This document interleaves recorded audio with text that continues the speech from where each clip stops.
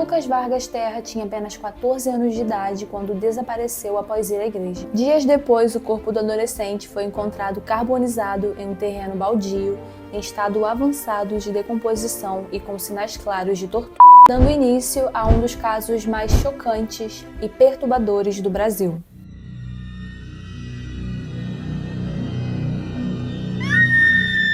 Lucas nasceu no dia 20 de outubro de 1986, na cidade de Salvador, Bahia, e cresceu no estado do Rio de Janeiro, próximo ao hotel Copacabana Palace. Ele era filho de Carlos e Marion Terra e tinha outros 2 irmãos mais velhos. Lucas foi descrito pela família como um adolescente tranquilo, educado e muito ligado à igreja.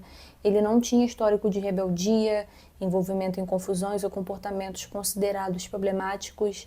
Muito pelo contrário, ele era visto como um jovem doce, reservado e extremamente obediente. Tão obediente que quando o pai dele contou que os dois viajariam para a Bahia para poder se despedir de alguns familiares que moravam por lá, já que a mãe dele havia conseguido emprego na cidade de Parma, na Itália. Ele mesmo chateado por estar deixando para trás a casa em que ele cresceu e as amizades que ele fez ao longo da vida, ele não discutiu com os pais, ele não arrumou nenhum problema acerca disso, ele apenas obedeceu e acatou o que os pais pediram para ele fazer. Inclusive, nessa época, a mãe dele já estava morando na Itália e logo em seguida, ele e o pai dele também se mudariam para lá. Por sinal, o pai dele chegou a dizer em um momento que ele sempre foi assim, ele não era um jovem que gostava de atritos, então sempre que alguma coisa incomodava ele não tinha o costume de reclamar. Essa viagem para a Bahia ocorreu no dia 5 de janeiro de 2001, por volta das 8 horas da manhã, e como eu falei, o intuito era que ambos pudessem se despedir dos familiares que eles tinham no Brasil,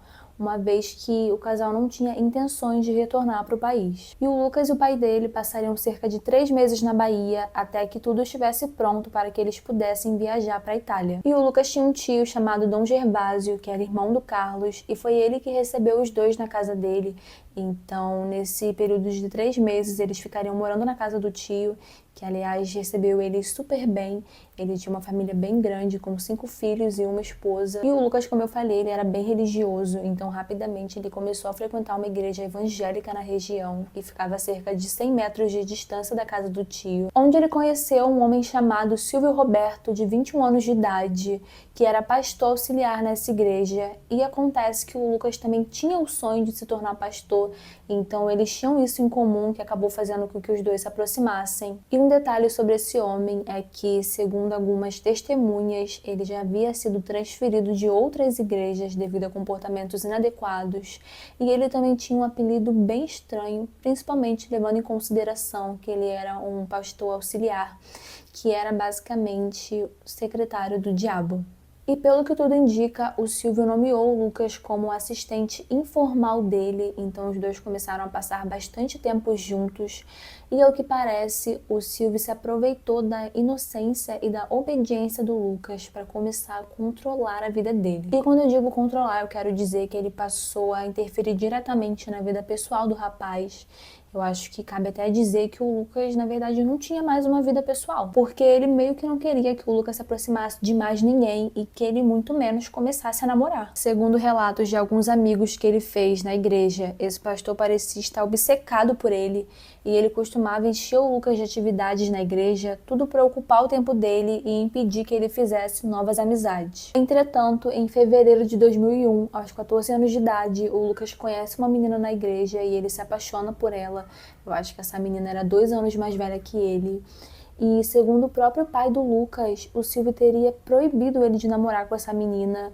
E assim, se antes ele já enchia o Lucas de atividades na igreja, agora eu não preciso nem comentar, né? E aí, no final de fevereiro, o Lucas já tinha muitas atividades para fazer a essa altura, inclusive eu acho que chegaram a colocar ele também para lavar banheiro, mesmo tendo pessoas encarregadas de fazer essa função, mas para o Lucas isso não foi um problema, porque para ele estava servindo a Deus. Ele fazia as atividades dele como de costume, e isso já era bem tarde da noite. E o Silvio decide convidar o Lucas e mais um rapaz que também estava trabalhando na igreja naquele dia a dormirem lá. Os pais dos meninos não veem problema em permitir que eles dormissem na igreja, afinal de contas era uma igreja e eles estariam acompanhados do próprio Silvio, que era um pastor. mas acaba que uma coisa acontece naquela noite. Parece que o Silvio teria dado um travesseiro para que o outro jovem que também estava presente no local dormisse em um banco da igreja. E enquanto isso, ele e o Lucas dormiram juntos em uma cama. Aparentemente, eles dormiram em lados opostos, então a cabeça do Lucas ficou de um lado, a cabeça do Silvio ficou de outro, enfim. E depois desse dia, o Silvio começou a convidar o Lucas para ir mais vezes até a igreja durante a noite e até mesmo para dormir lá. Não demorou muito para que os superiores do Silvio descobrissem o que estava acontecendo, incluindo aquela ocasião em que os dois dormiram juntos na mesma cama, e o Silvio foi novamente transferido para outra igreja. Mas ele permaneceu visitando a igreja antiga, a mesma igreja que o Lucas fazia parte, e os dois continuaram muito próximos. Eu acho que cabe dizer que os pais do Lucas não sabiam o que tinha acontecido, ninguém havia repassado isso a eles, então não havia motivo nenhum para eles afastarem o Lucas do Silvio, já que eles não sabiam de nada que tinha acontecido. E aí, no mês seguinte, no dia 21 de março, era uma quarta-feira, o Lucas acordou cedo, se arrumou e, segundo o pai dele, ele estava muito feliz. Ele sai de casa por volta das 6h30 da manhã. Naquele dia, ele disse ao pai que voltaria 1h da tarde para almoçar. E assim ele fez. Logo em seguida, ele sai novamente e dessa vez ele diz ao pai que iria até um templo do bairro Pituba, onde um pastor chamado Fernando Aparecido o esperava para que os dois pudessem conversar. O Lucas chega em casa por volta das 5h da tarde, ele toma um banho, se despede do pai e sai novamente por volta das 5h30 para ir até um culto que ocorreria naquela noite. Quando o culto acaba, o pastor Silvio chama o Lucas, que estava acompanhado pela sua namorada e pelos amigos, e pede que ele vá com ele até um lugar, só que, pelo que parece, o Lucas não sabia que lugar era esse. Segundo relatos, uma amiga do Lucas que estava presente até chegou a intervir. Ela questionou ele como que ele iria para um lugar que ele nem sequer sabia onde era, mas mesmo assim o Lucas acabou indo com esse pastor e ela não pôde fazer nada. E entre o Lucas e os pais dele havia um acordo de que ele deveria estar em casa até as 9h30 da noite, porém nesse dia dá 9h30, mas o Lucas não chega, o que foi bem estranho porque ele tinha o costume de cumprir com o horário. Em um primeiro momento o pai dele deu uma folga de uns 20 minutos para dar tempo dele conseguir chegar em casa, para se alguma coisa tivesse acontecido, né? Algo imprevisto, talvez ele tivesse ficado até um pouco mais tarde para ajudar em alguma coisa na igreja. Só que passado esse tempo, o Lucas mesmo assim não chega em casa. Então a essa altura o pai dele já estava tomando banho, se arrumando para poder ir atrás dele. Mas por volta de 10h09 da noite, o Lucas liga pro pai e diz que ele não voltaria para casa, que ele dormiria no templo. E até aí tudo bem, como eu falei, o pai dele não via problema em ele dormir na igreja. Só que no dia seguinte o Lucas não volta para casa, o que deixa o pai dele bem preocupado, bem atordoado. Então ele decide ir até a igreja para poder saber sobre o Lucas. E quando ele chega lá, ele pergunta se alguém havia visto o filho dele, se alguém tinha alguma notícia sobre ele. Só que a última notícia que as pessoas tinham dele é que ele havia deixado a igreja acompanhado por um pastor. E como ele sabia da relação de amizade entre o Lucas e o Silvio, ele pergunta diretamente ao Silvio se ele sabia onde o Lucas estava. E a resposta do pastor é que ele havia deixado o Lucas na noite anterior, no ponto final do ônibus, porque ele pegaria um ônibus lá para voltar para uma igreja diferente da que ele estava. Então o pai dele vai até essa igreja, mas chegando lá ninguém tinha notícias do Lucas. A essa altura o Carlos vai até uma delegacia do bairro para fazer uma queixa de desaparecimento do filho, mas chegando lá ele é informado que precisaria esperar 48 horas para poder registrar a denúncia. Então ele começa a procurar o filho pela cidade de maneira independente. Ele vai de hospital por hospital procurando o filho dele, ele imprime cartazes e cola pela cidade com o número dele, para se caso alguém tivesse alguma notícia ligasse para ele, mas ele não obtém nada, ele não obtém nenhuma informação que pudesse revelar o paradeiro do Lucas. E a essa altura ele já não sabia mais o que fazer. Então ele retorna à igreja no Templo do Rio Vermelho no dia 23 de março, às 5h30 da manhã, acompanhado de um amigo do Lucas, e os dois conversam com o pastor Silvio, só que dessa vez ele conta uma versão diferente da anterior. Na primeira versão, a primeira vez que ele falou com o pai do Lucas, ele disse que teria deixado o jovem no ponto final do ônibus e que de lá ele pegaria um ônibus para ir para uma outra igreja. Agora, nessa versão que ele contou ao pai do Lucas e ao amigo dele, ele disse que teria deixado o jovem em frente a um mercado do bairro Chapada do Rio Vermelho. Mas aparentemente esse foi um detalhe que passou despercebido pelo pai do Lucas naquele momento. Algumas horas mais tarde daquele mesmo dia, o Carlos recebe uma ligação de um dos membros da igreja e esse homem diz que um corpo carbonizado havia sido encontrado em um terreno baldio na Avenida Vasco da Gama. Então os dois vão até lá e lá esse homem pede para o Carlos ficar no carro, que ele iria checar o corpo e logo em seguida ele retornaria para o carro para dizer se era ou não o Lucas. Então ele faz isso e quando ele retorna ao carro, ele diz ao Carlos que a pessoa que estava lá não era o Lucas e que na verdade essa pessoa nem tinha semelhanças com ele. E aí o tempo foi passando, o Carlos continuou procurando pelo Lucas, mas de início ele não teve coragem de contar à mãe do menino que ele tinha sumido. Então sempre que ela ligava, ele dizia que o Lucas estava ocupado, que o Lucas estava na igreja. Ele sempre dava uma desculpa, mas a Marion acaba descobrindo e ela volta para o Brasil acompanhada de uma irmã para ajudar nas buscas que estavam acontecendo para encontrar o Lucas. Enquanto isso, o corpo que havia sido encontrado no terreno baldio havia sido levado para fazer alguns testes. A polícia ainda não sabia qual era a identidade da vítima e ao longo das investigações foi descoberto que a pessoa havia sido amordaçada devido aos tecidos que tinham ficado ao redor do crânio, que também tampavam a boca e o nariz. E essa pessoa também teve os braços amarrados e dentro do caixote que ela foi encontrada também tinham algumas publicações religiosas e uma substância inflamável que teria sido usada para queimar o corpo. Além disso, a vítima também foi exposta e o promotor do caso acredita que também tenha havido violência sexual.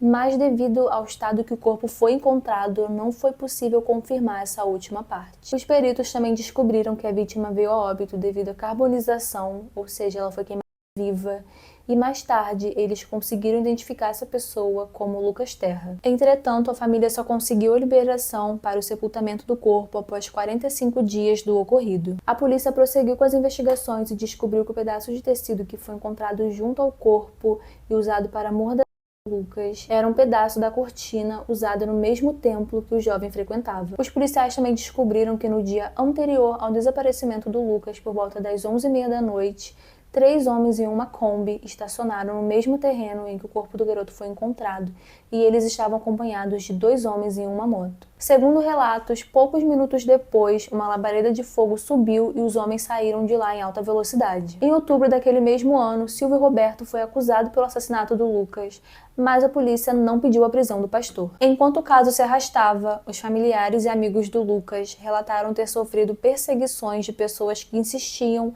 para que eles deixassem de lado toda essa história e se esquecessem do Lucas.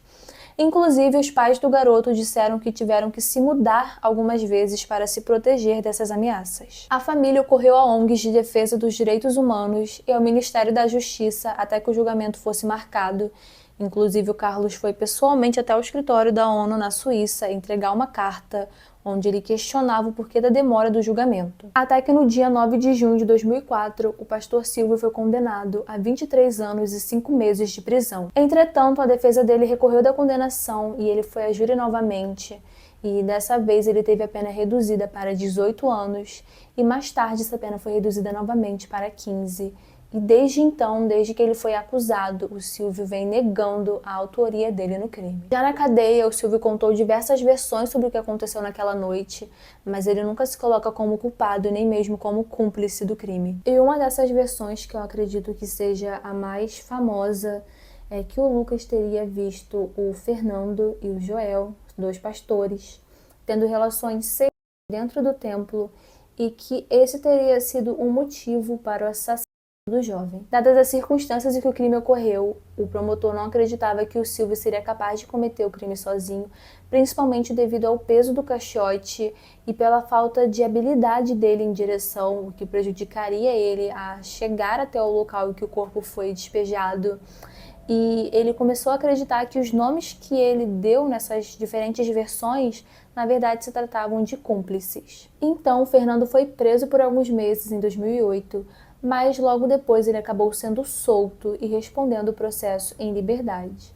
Atualmente, ele é pastor em Minas Gerais. Já o Joel permanece como pastor no Rio de Janeiro. Quanto ao Silvio, ele cumpriu 7 anos de prisão e a justiça permitiu que ele saísse em liberdade condicional. Em 2018, o Supremo Tribunal Federal anulou o processo contra o Fernando devido à falta de provas, o que abalou a saúde do pai do Lucas, que naquela época estava lutando contra a depressão.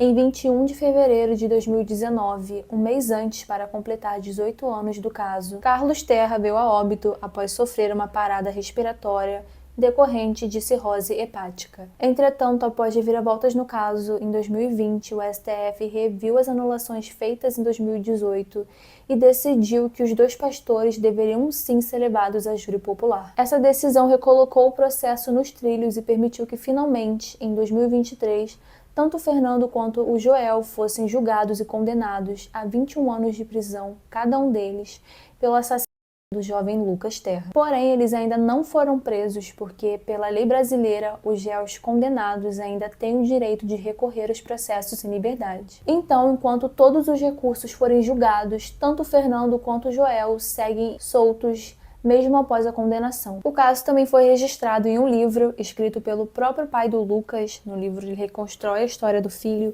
os detalhes da investigação e os anos de frustração diante da lentidão do sistema judicial, transformando o luto em um testemunho que se recusa a deixar o crime cair no esquecimento. Desde que tudo aconteceu, a mãe do Lucas lutou muito para que as pessoas não se esquecessem desse caso. Inclusive, ela chegou a pedir apoio na internet, então ela pediu para que as pessoas gravassem vídeos falando sobre, para realmente divulgar o caso e não deixar que ele caísse no esquecimento.